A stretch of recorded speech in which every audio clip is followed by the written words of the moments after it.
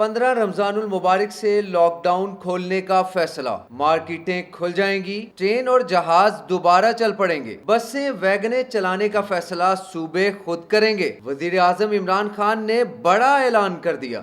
ہم نے یہ جو آج فیصلہ کیا ہے لاک ڈاؤن کو کھولنے کا، اور میں یہ واضح کر دوں، لاک ڈاؤن سیٹرڈے سے کھلے گا، کل سے نہیں کھل رہا، سیٹرڈے سے انشاءاللہ، پرسوں سے لاک ڈاؤن کھول رہے ہیں۔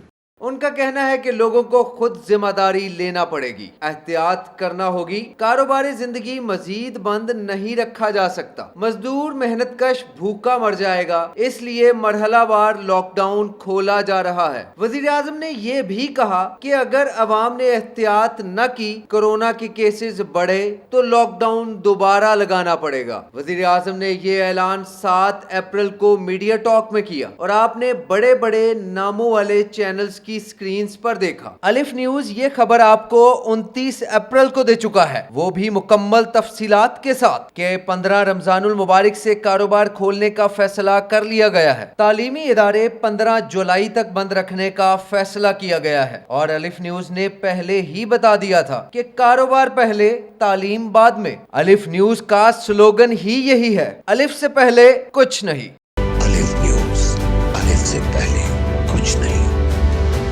الف نیوز کی ہر خبر بر وقت، حرف بہ حرف درست، بڑے بڑے چینلز کی بریکنگ سے بھی قابل باخبر رہنا ہے تو الف نیوز سے جڑے رہیں۔